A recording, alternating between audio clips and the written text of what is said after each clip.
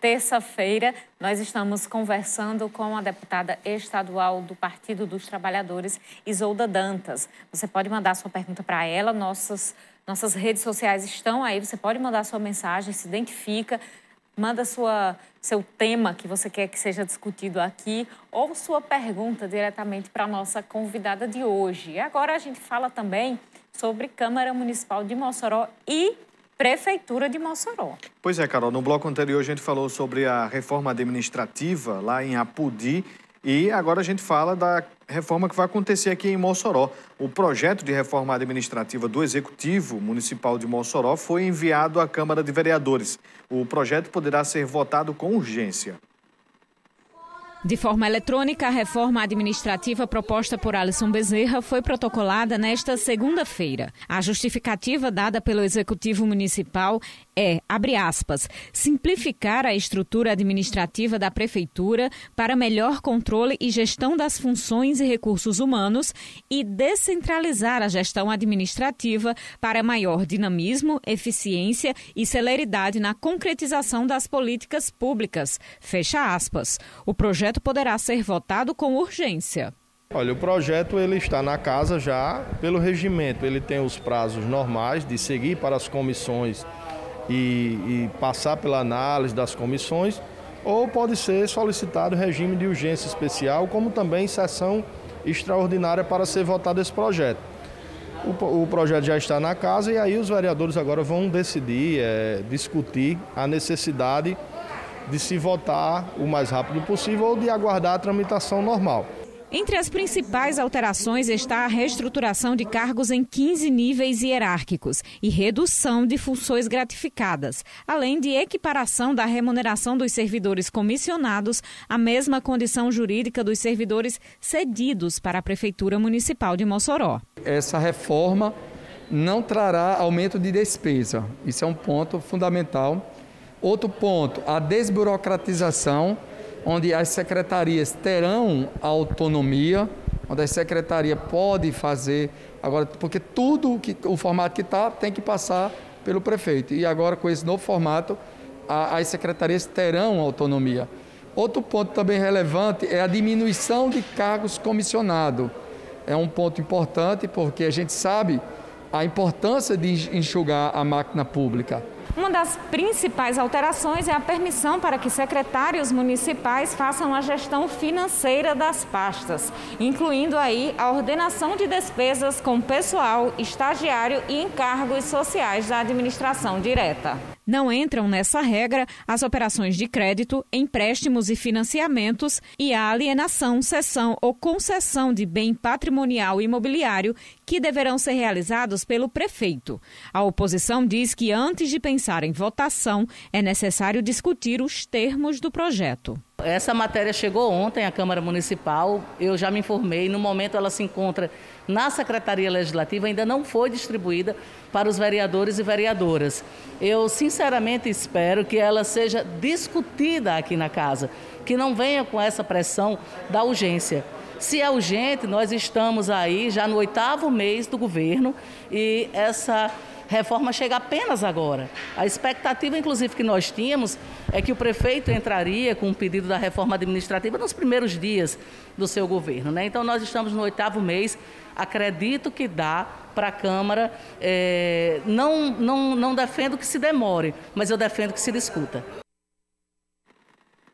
Aí, é interessante a gente ainda discutir mais, até que seja votado, tentar entender melhor. Então, brevemente, nós traremos aqui ao cenário político alguém da Prefeitura de Mossoró que possa esclarecer ponto a ponto para a gente, principalmente essa questão da equiparação dos valores salariais ali, dessa alteração para os cargos comissionados, redução também. O projeto em si não trata de números da redução, já foi divulgado extraoficialmente que cerca de 130 e poucos cargos comissionados devem ser reduzidos a partir dessa alteração, mas a gente precisa detalhar melhor com quem elaborou o projeto. Então, ainda vamos detalhar melhor, sim, esta situação, todas essas ideias aí da reforma.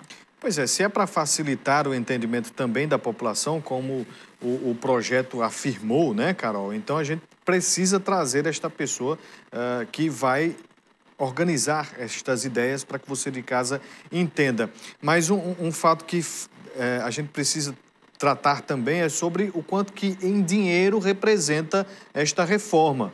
Estamos falando de quanto? A gente fala de redução de cargos, mas isso implica em quê dentro do orçamento do município? Então, realmente não pode ser aprovado de qualquer forma na Câmara, precisa ser debatido, discutido, precisa ser de forma transparente e quem está em casa vai ter essas informações também aqui no cenário político. E agora vamos falar de causa legislativa, mas agora estadual. Vamos voltar nossa conversa com a deputada Isolda Dantas, que lá na Assembleia Legislativa está também fazendo parte dos trabalhos das duas comissões parlamentares de investigação, a CPI da Covid e a CPI da Arena das Dunas. Vamos começar pela mais problemática, podemos dizer assim, de acontecer, que é a da Arena das Dunas, né, deputada? Que teve ali a primeira sessão da primeira tomada de depoimento esvaziada. Inclusive, o próprio presidente não esteve presente à primeira sessão da comissão.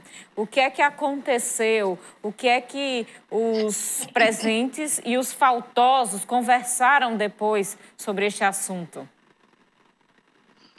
Olha, Carol, de fato, você consegue resumir a CPI da Arena, é a que está de mais dificuldade de acontecer. E aí a gente fica com uma pergunta que é importante que o telespectador faça. Se nós, da Assembleia Legislativa, temos a obrigação de cuidar do dinheiro público, eu fico pensando por que a CPI da Arena, o fato determinado que nós vamos investigar é o contrato da empresa Arena das Dunas e Eventos com o governo do Estado. Esse contrato envolve, Carol, do ponto de vista de recursos, 1.199 bilhões. E a CPI da Covid, que todos os contratos que estão dizendo que vão investigar envolve 72 milhões apenas. Então, fica a pergunta, por que é que todos os deputados da oposição estão com muita vontade de investigar 72 milhões e não tem nenhum desejo de investigar 1.199 bilhões? Então, é essa situação que nós estamos vivendo hoje aqui na Assembleia Legislativa. Hoje, nós tivemos a primeira reunião depois das ausências do presidente. E outra pergunta, viu, Carol Ivone? Você imagina que se fosse a deputada Isolda, que tivesse ido para Brasília para uma reunião de uma pauta do PT e não tivesse dado seguimento à CPI da Arena das Dunas, o ribuliço que tinha sido nas redes sociais. Pois bem, o regimento da Casa diz que a gente só pode recolher depoimento se tiver o presidente e o relator. Eu sou a relatora e o presidente, deputado Azevedo, foi para Brasília com uma agenda para defender o voto impresso. Então, a situação hoje aqui é muito difícil da Assembleia. Nós temos uma CPI que a oposição não tem interesse, que é a CPI da Arena, e tem a oposição, a CPI da Covid, que é um interesse absurdo. Então, há de que se perguntar por que interesses tão diferenciados se nós estamos falando de valores tão discrepantes. Não estou dizendo que nós não temos que investigar como deputado os contratos, inclusive o que permite o contrato dos respiradores. Mas nós não podemos desprezar de investigar 1.199 bilhões e apenas investigar 72 milhões da época da Covid. Então, de fato, é difícil a situação aqui, mas nós vamos, viu, Carol? Ficou marcado a próxima terça-feira, de novo, a convocação do controlador e do auditor de controle interno da Controladoria aqui do Estado. Vamos ver se terça-feira a gente escuta, né, esses dois depoimentos para a gente dar seguimento à CPI da Arena. Mas está a passos de tartaruga, infelizmente. Então, é justamente este o meu questionamento, deputada, com relação à agenda dos trabalhos. Ficou certo de acontecer em quais dias da semana? A senhora disse que na próxima semana Na terça-feira já tem depoimento, mas qual é a sequência desse agendamento para ouvir essas pessoas, os envolvidos, os convocados nesta CPI?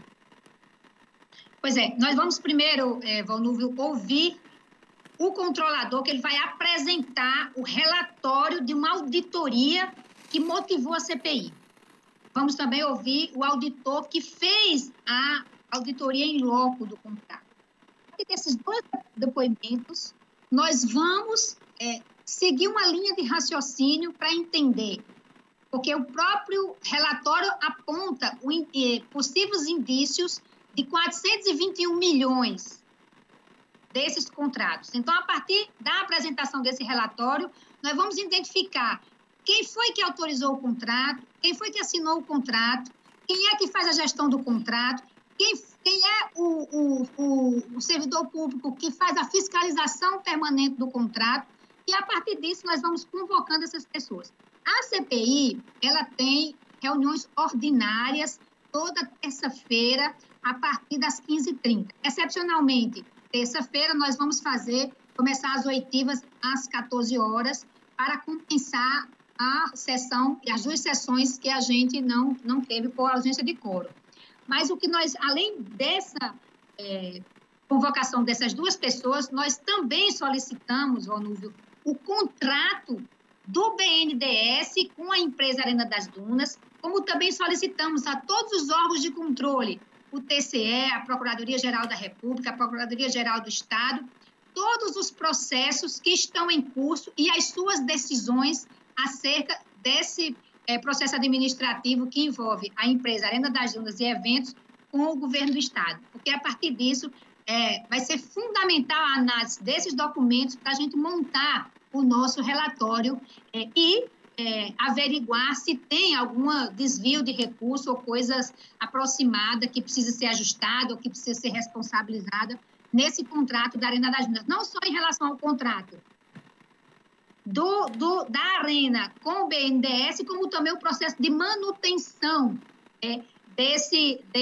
dessa obra, desse empreendimento com a empresa. Porque você tem uma ideia, Valnúvio, o governo do Estado repassa por mês 2.200.000 reais todo mês para a manutenção da Arena das Dunas.